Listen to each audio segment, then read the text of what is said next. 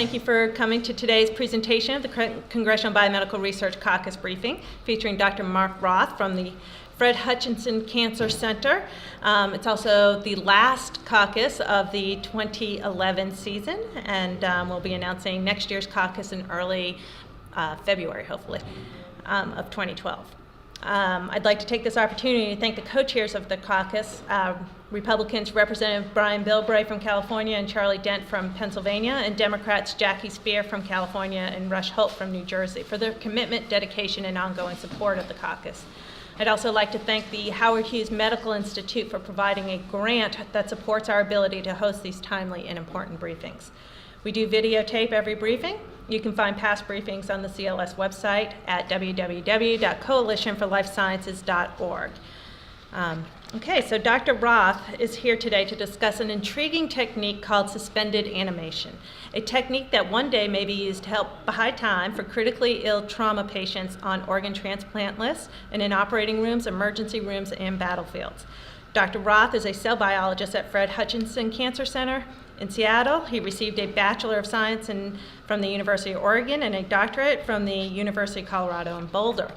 In 2007, Dr. Roth received a MacArthur Fellowship, an award given annually by the John D. and Catherine T. MacArthur Foundation, also known as a Genius Award. But he also received the 2007 award for significant technical achievement by the Defense Advanced Research Project Agency, or as you on Capitol Hill know it as, DARPA, a major supporter of his work for developing technology that could dramatically improve the survival rate of wounded fighters and provide revolutionary improvements in the prevention and control of other medical complications on the battlefield. So with that, please join me in welcoming Dr. Roth.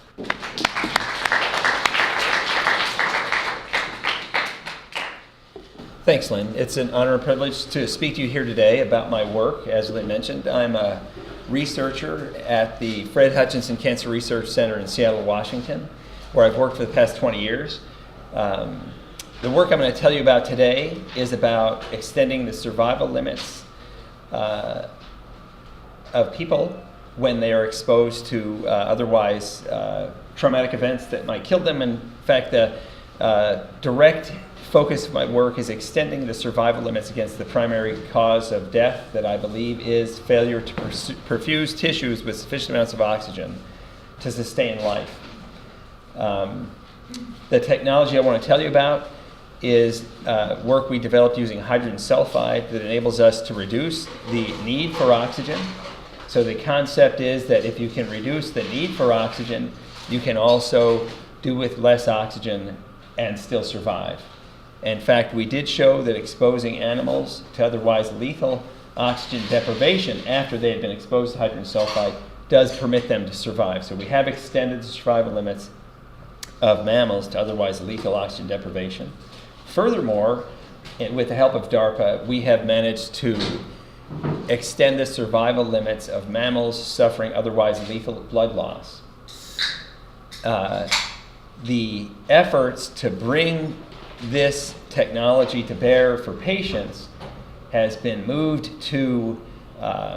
me to found a company that bottled this material and shipped it out to physician scientists all over the world who do models of critical care medicine with the hopes of doing better in animal models and then also for their patients, and asked them to test this material to ask whether it did do better than what they were using as a standard of care for their patients.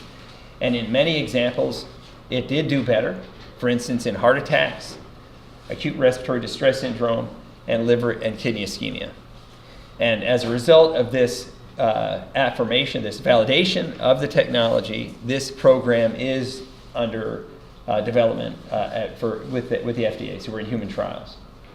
And so that's kind of the whole point of my 15 minutes. And now I'm done? No. So what I do, I'm a basic scientist. So that's the sort of upshot of the work that I've accomplished in my lab. So what I want to talk about is some of the basic sciences that led up to the capacity to do that, so that you have a sense of what it means to do basic sciences and what motivates people and why it is that you can use models of things to try and do better for patients. So this work for me began, so I'm a basic scientist. I've been working in a lab for about 20 years, 22 years on my own. For about half that time, I was working, studying the human body as you would study a 57 Chevy. It's got so many parts, you take the parts out, you figure out what the parts are, and you try to put them back in. And you have this sense that you have an understanding of the pieces. It's a reductionist approach to understanding the means by which the Chevy runs. And this reductionist approach is largely what happens when people like yourselves and and the people in Congress give money to basic scientists through the NIH and through the NSF to study what goes on in life, so as to have a better understanding of it and find ways to get past various diseases that we all face. So another way to study things is to not be reductionist, but rather try to be expansionist, to try and think about the means by which life and death might occur, and simply to try to, if you will, integrate everything that exists and simply attempt to improve survival limits. And so this is what I was trying to do some 10 years ago when I decided to move away from reductionist sort of goings on to think about survival limits. And so I went to ERs and such around the Seattle area, and I asked, my daughter at that time had many friends of hers that just happened to be physicians, and I asked them, when you sign death certificates for people because you were forced to do so when someone passes away, what is it you put in the box? What do you write? And they said, in general, summarizing, it's this failure to perfuse an essential organ with sufficient amounts of oxygen to sustain life in a stroke and a heart attack after some trauma, that results in death. And I thought, well, we should think about how to extend the survival limits of people facing that circumstance. So in basic sciences lab, we don't actually work on people directly. We work on little garden worms and baker's yeast and zebrafish and such. And so what I want to do is I want to know what happens when you have an animal and you force it to experience, say, yeast or nematodes, and otherwise lethal concentration of oxygen. So for reference frame, just like in my lab, in this room, about 1 in 5 or 20% of the air molecules you're all inhaling right now are in fact oxygen. That's diatomic molecular oxygen. It floats around the air. You can't see it. It's essential to life. And you are using it just in the same way Joseph Priestley, who discovered the first element on the periodic table back in the 1770s, this is molecular oxygen.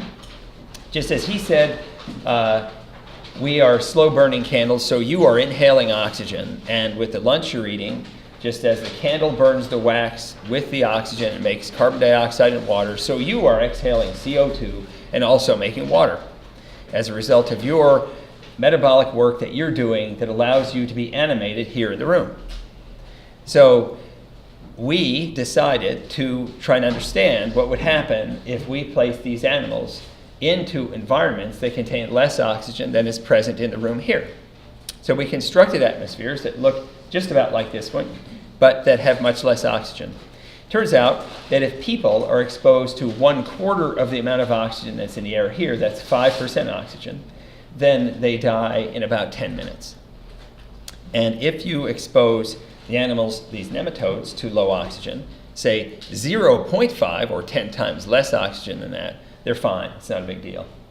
But if you go down to 0.1%, 1/10 of 1% of the air being oxygen, then they die in about 5 minutes. So they cannot survive extraordinarily low oxygen tensions.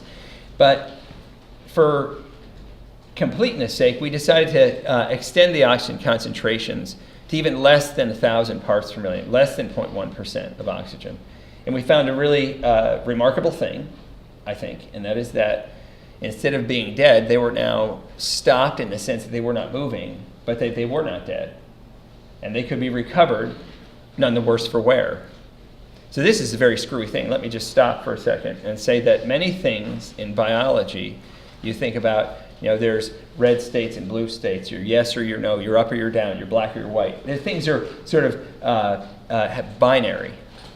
When things are not, when you have life in room air, but death in low oxygen, that's what we all knew about. We know oxygen is essential for life. But what I'm telling you is there's life again on the backside of extraordinarily low oxygen concentrations.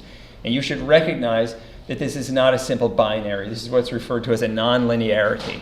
So life and then death and then life again. But this life over here in very, very low oxygen concentrations is in the absence of animation. So we're all animals. Remember the Latin root anima, to move. So we're all moving. Our hearts are beating and we are breathing. And what I'm talking about is not being able to move. So when we examine these animals, for example, we would take an embryo that would have 2 cells in it, and it should divide at 20 degrees every 15 minutes. But we'd look at these embryos 24 hours later, and it would still be 2 cells, having done nothing that we could observe using high-resolution light microscopy. And yet, when we put it back into room air, it would reanimate. And it would be none the worse for wear. It would just be a day behind its siblings that were left in room air, right? So you would say, well, that's curious. And the other thing is, you might say, that's a nematode. Does that happen everywhere? Or are you just talking to me about some nematode? So we went around and we got baker's yeast and zebrafish. And these are, if you think about it evolutionarily, these are extraordinarily different creatures from the perspective of the believed separation in time from whence they had a common ancestor. And so when we look at these 3 different organisms, they all do the same thing that I just mentioned at the same oxygen tensions I mentioned. That is, they will stop when you get down around below 10 parts per million of oxygen, but can be reanimated in the absence of none the worse for wear. So let's go back and think about this nonlinearity just briefly. So you're alive in room air, you die in low oxygen, but you're alive but suspended if you are present in extraordinarily low oxygen concentrations. This is, of course, a very odd thing to consider. So if we're really interested, as I mentioned at the beginning, in extending survival limits of people exposed to otherwise low oxygen tensions, perhaps we really care about these intermediate oxygen tensions that are lethal. So the standard of care for people who are having a heart attack is to give them the oxygen that they haven't got. It makes a lot of sense, really, to reanimate them as soon as possible. Now, I would say that would be done with the whole issue, accepting the fact that if you take away the little bit of rope they're using to hang themselves, you might save them. That's a curious thing to say. But perhaps if you could withdraw the oxygen, drive them into a state of suspended animation, you might be able to do whatever vascular repair is required, and then you could reanimate them, none the worse for wear, because I think we kind of have an issue in emergency medicine where we're trying to change a tire going 60 miles an hour, which I think is a fair analogy. We're trying to keep the person animated whilst we change the tire. So let's just consider first whether we can extend the survival limits of these nematodes that I said were dying in low oxygen in a way that doesn't involve giving them more oxygen, but rather taking away that which they are using to kill themselves, right? And so here's how you do it. It turns out that oxygen looks a lot like carbon monoxide. And as you may know, carbon monoxide is a leading cause of suicide. And the reason it is because carbon monoxide can bind to the heme in your hemoglobin in your blood better than oxygen, about 220 some odd fold better than oxygen binds. Because it binds there because the carbon monoxide binds there better than oxygen, it displaces the oxygen, and this is bad for you. It's curious, though, in the last 10 years that we have found, or last 15 years, we have found as researchers, we have found that carbon monoxide is produced by the cells of your own body. So you're making a lethal toxin now. And you might ask yourself a question, why are you doing this?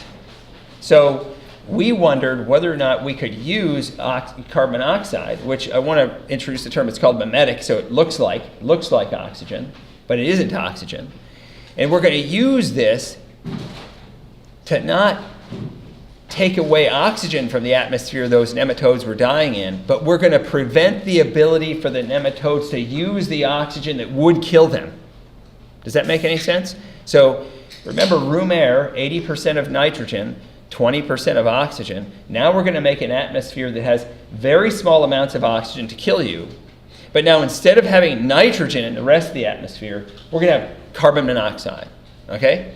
A heinous toxin that would kill absolutely, right? So this atmosphere should kill you for a bunch of reasons. It's got a lot of carbon monoxide in it. It's got not enough oxygen in it, so you should be dead. So two wrongs here, as you'll see in a moment, make a right.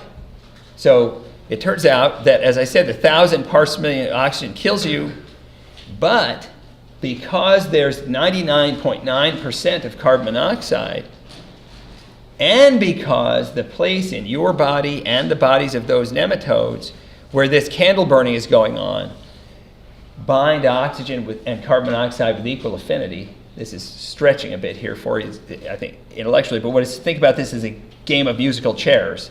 There are places in your body that need to bind oxygen, and the ability to bind oxygen although in hemoglobin it binds CO much better than OO, in the place where you burn it, where you make water, CO and OO bind with equal affinity. So that by having enormous amounts of carbon monoxide in the air, in fact, for every molecule of oxygen in that atmosphere I just made, I have 999 molecules of CO. Notice one molecule of oxygen for every 999 of CO. And in this musical chairs game, it means that nearly all of the places where you would normally burning oxygen are now bound by carbon monoxide. And because of this, we can actually drive the effective utilizable amount of oxygen well below the concentration that would kill you.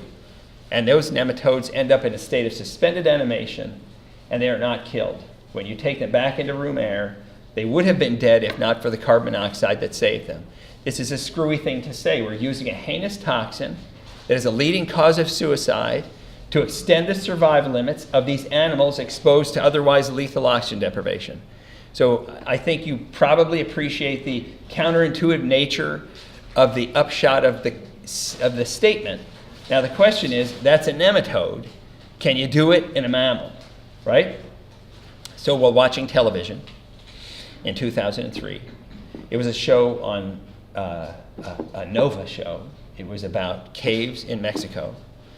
And the person going to the cave was an Alda type, and there was a person that was taking them in the cave that sort of knew what they were doing and said, before you go into this cave, you should put on this respirator, because if you don't, you take one breath of the gas in this cave and you will deanimate. And I was watching this and I thought, oh my gosh, this is it. I want whatever that is. I want to see whether or not I can deanimate people in one breath. I want to see if I can reduce their oxygen consumption. I want to see if I can therefore reduce their oxygen demand, just as the carbon monoxide did. And I want to see whether or not I can therefore extend their survival limits when they're exposed to otherwise lethal hypoxia, right? The primary cause of death. The gas is hydrogen sulfide. And just to be clear, hydrogen sulfide is the most related molecule that will ever be found in nature, in the universe, to water. The molecule that is most abundant in your body. It is also true that you make hydrogen sulfide all the time, just as I told you with carbon monoxide. It turns out that hydrogen sulfide is already something that those of you all know about government agencies and the office. The OSHA and NIOSH are two agencies that the federal government has to keep heinous toxins away from workers so that they don't have adverse events. And one of my messages to leave you with here today is the three most toxic molecules that are in our environment, carbon monoxide, nitric oxide, and hydrogen sulfide, are all made by the cells of your own body. They are in fact not heinous toxins. We have been wrong for thousands of years.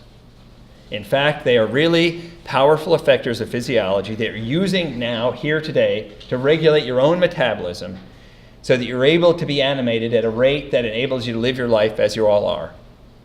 And yet, without these things, you'd be dead very quickly.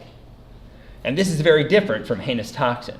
So in my view, the poisoners became the physicians over human history, and the toxins, when appropriately administered, became the medicines. These three naturally occurring molecules hold the promise of being the most powerful medicines to affect our physiology that we have ever encountered. So empirically what I decided to do when I thought about hydrogen sulfide and watched this TV show was to actually get a bottle of it. It was post 9/11, and I had to go to my chairman of my department and say, I want to buy a tank of compressed gas that would kill you in 5 minutes or less. If you just breathe any of this in. He said, well, no. Where do I sign? Yeah, where do I sign? No, I didn't.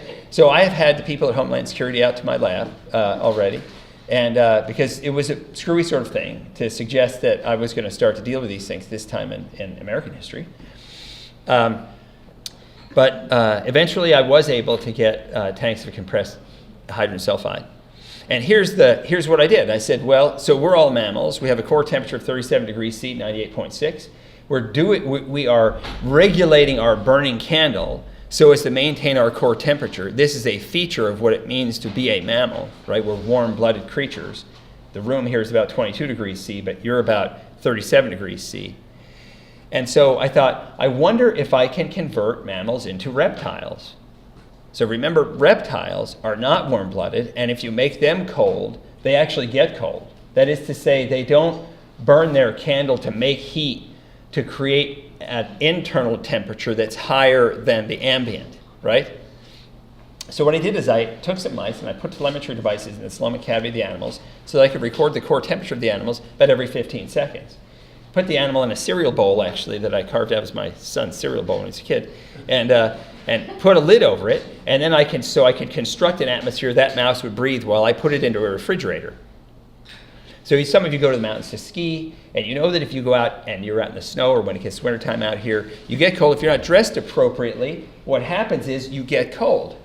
And what you do, if you had a thermometer in your mouth, you would stay at 98.6 or 37 degrees C, and you would do so because you are able to increase your burn. So if we actually had a respirometer on you, we would notice you're making more CO2 per unit time, and you're actually burning your candle to compensate for heat loss. It really does happen.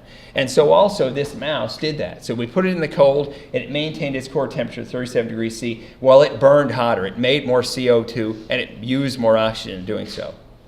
So then we said, let's have it breathe trace amounts of hydrogen sulfide.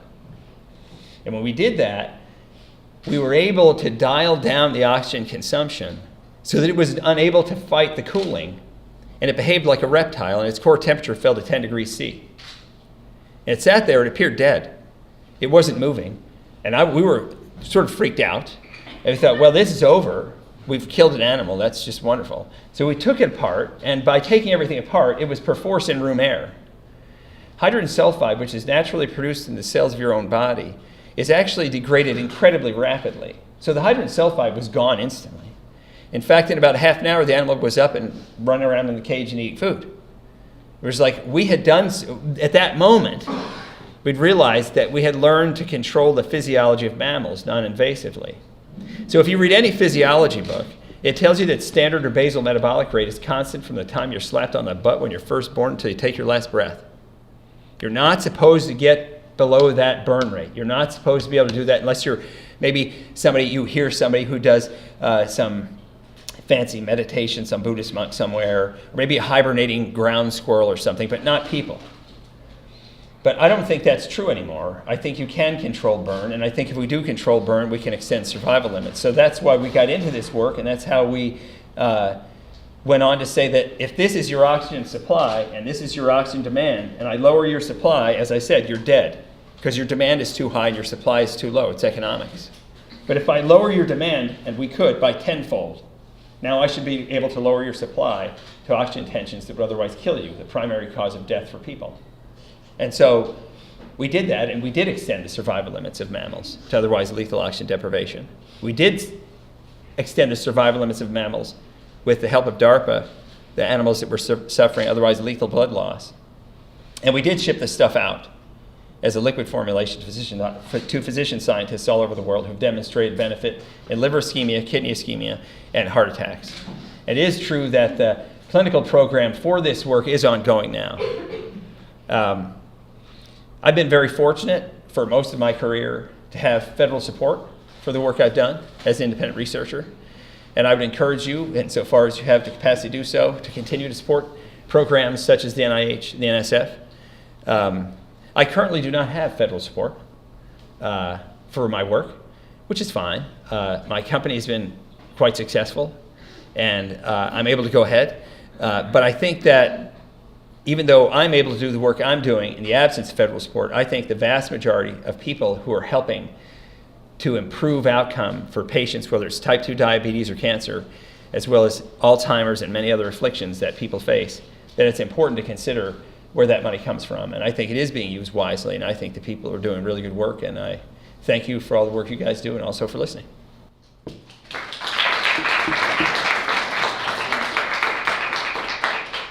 Dr. Roth, I'm going to start off the question and answer, and I'm going to do this in a way where I've been sort of leading. I apologize. But we talked about this before you went on, and this is a good message for our congressional staff here.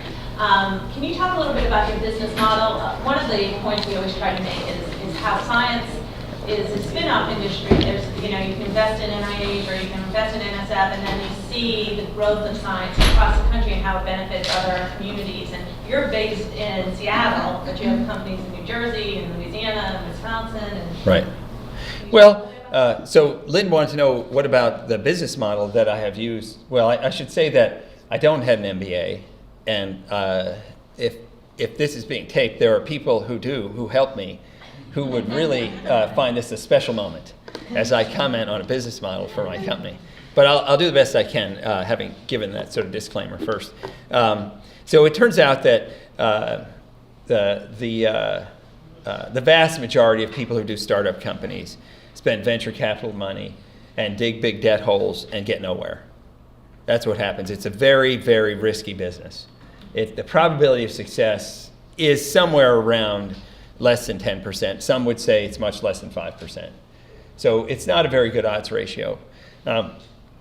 For various reasons, I decided, as Lynn suggested, to not go to the company. I'm not an officer of the company. I'm the founder of the company.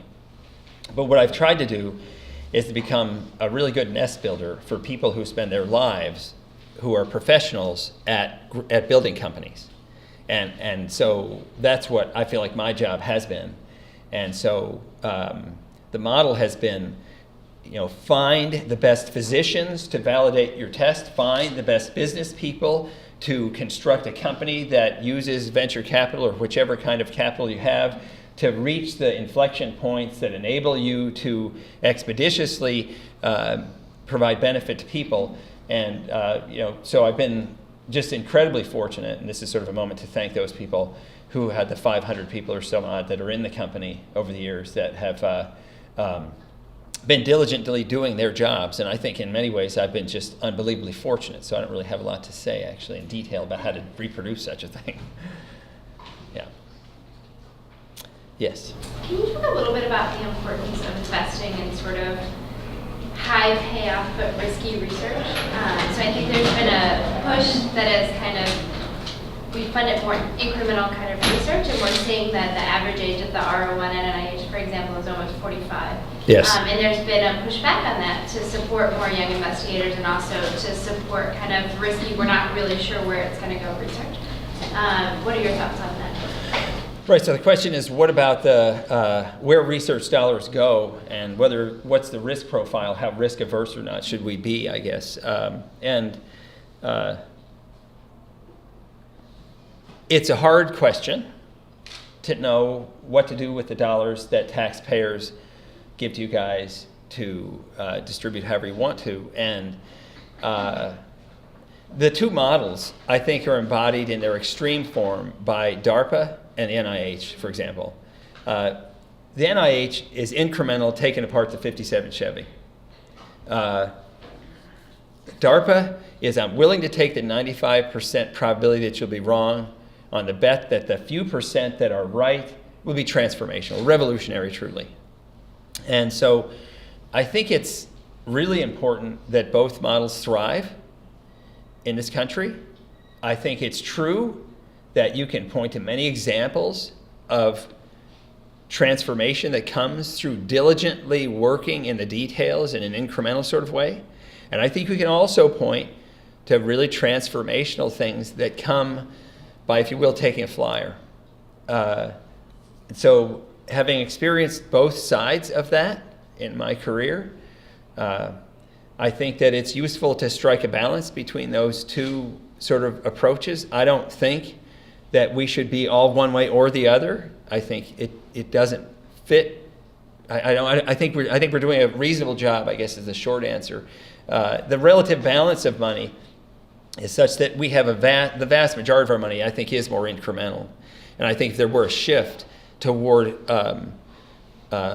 if you will, a higher risk profile for more of the money, I think it would probably be worthwhile. I think we're far more reductionist than expansionist as a country. And I think innovation might be benefiting by a sort of a bias, but I only mean that way, not to just be all this or all that.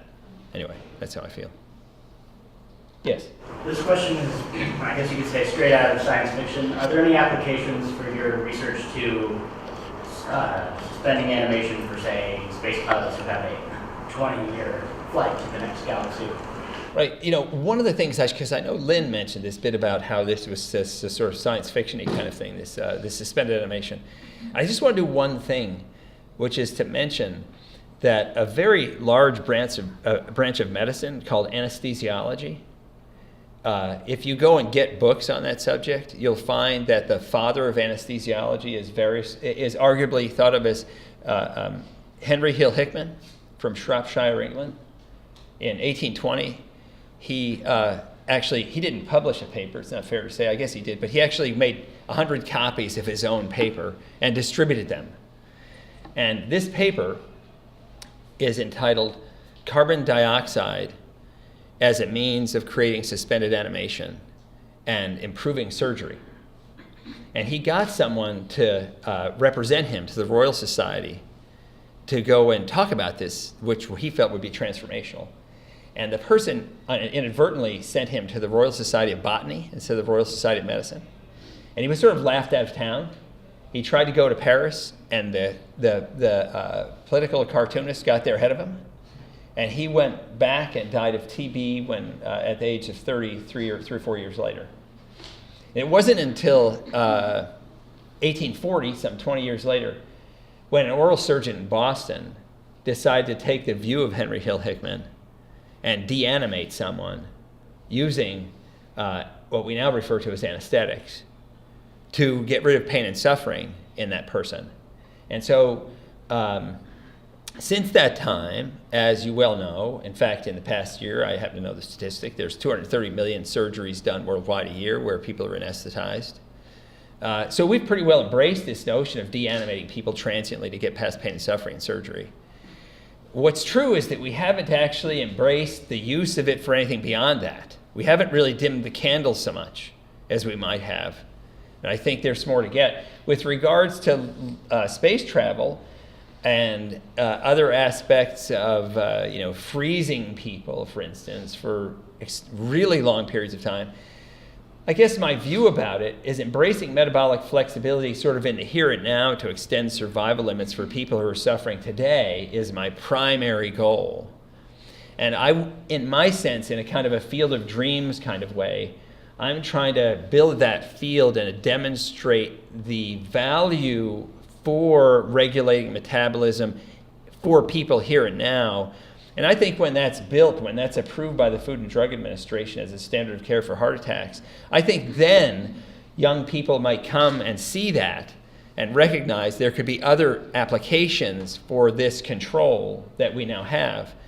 But I'm sort of maniacal about this, building this field.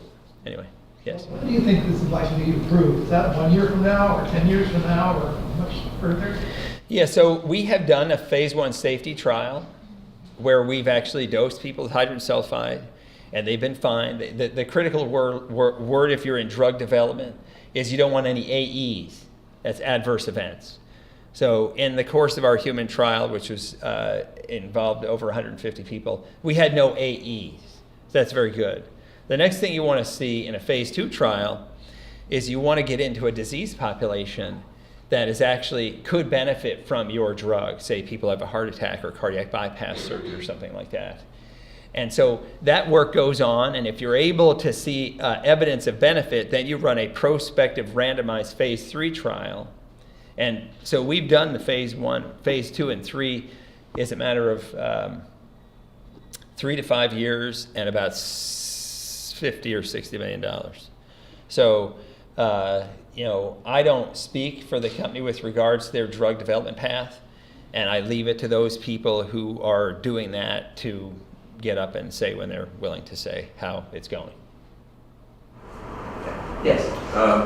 For battlefield injuries, how do you anticipate this process, working in your mind's eye? As far as obviously the two biggest causes of death are going to be blood loss, as you already mentioned, and then some sort of shock or trauma based on a blast effect that I don't think this drug would apply to. But with these massive blood losses that usually come from battlefield injuries, how do you anticipate, or how would you see something like that occurring? And this is going to lean towards your dark mode. Right. So what has to happen? So in 3 weeks, I'll be down at Lackland Air Force Base in the Institute for Surgical Research in San Antonio, Texas, to talk to some guys down there about how it's going and the various trials. But here's how it goes, basically. You see evidence of benefit in whatever model it is, and then you interact with people who are flying the Blackhawks and trying to get people out, and you say, what is the evidence that you would use to convince yourself that this would be worth using, right? What is it? And for example, one model might be, in fact it is, a model where the iliac, it's a blood flow down to a limb, is actually cut off for 0, 1, 3, or 6 hours. This creates what is referred to as ischemia, a failure to get blood flow, and this is why people end up having their limbs amputated, right, after some blast injury or whatever. And so you'd say, well, you cannot do this in people, so which creature are you going to do this in? And it's 200-pound farm pigs. And so you do it, you show you have benefit, and you guys all got together, or the people with whom you work got together in post 9/11, and you made this legislation that actually enables large animal demonstrations of efficacy to translate directly to military use in the absence of FDA approval for indications that are actually what are referred to as where it's unethical to sort of run a trial, and you can't find the patients because these are only coming up in battlefield situations.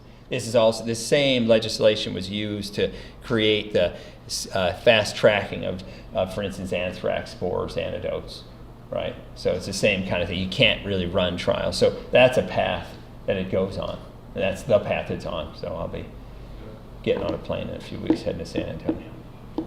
Yes? What happens to neurological functions when somebody's under the effect of this? And are there any differences pre and post? Do you see, are memories still valid? Right. Yeah, it's a reasonable question. So there are other people using suspended animation as a means to extend survival limits in the country. One of the groups is the Sapphire Center at the University of Pittsburgh. It's the only medical school with a Department of Critical Care Medicine in the United States. And there's a couple of doctors, Sam Tischerman and Pat Kohanek, that I know well, that are attempting to deanimate people when they have severe blood loss by full-on exsanguination, replacement of their blood with cold saline. This is a far more invasive procedure than the one that I envision. However, they have been doing this, and they have done experiments in pigs, and pigs are smart animals. They can tell what color of box, as it turns out, their food is in. So if you give them 3 colored boxes, with the primary colors, for instance, and you say, you're a yellow or blue or a red pig or something, and then you deanimate them by exsanguination, leaving them dead on a table for 3 hours with a core temperature of about 12 degrees, and then reinfuse them and reanimate them, they still know what color box their food's in. But that's about the extent of it, because we're not actually, and we also, other than that, we only have anecdotal experiences in near-death going on in people where we can say, hey, do you still remember, what day it is, who's the president, that kind of thing. But that's all. So we have some sense that neurologic function can be maintained after suspending someone or some animal in this case, for 3 hours. And it's also true that cardiac standstill surgery, when they turn off the hearts of people to get past brain aneurysms, that those people when they survive, and of course it's very dangerous surgery to do, that they're also able to remember who they are and such, go on and live life. Anyway, thank you all for listening.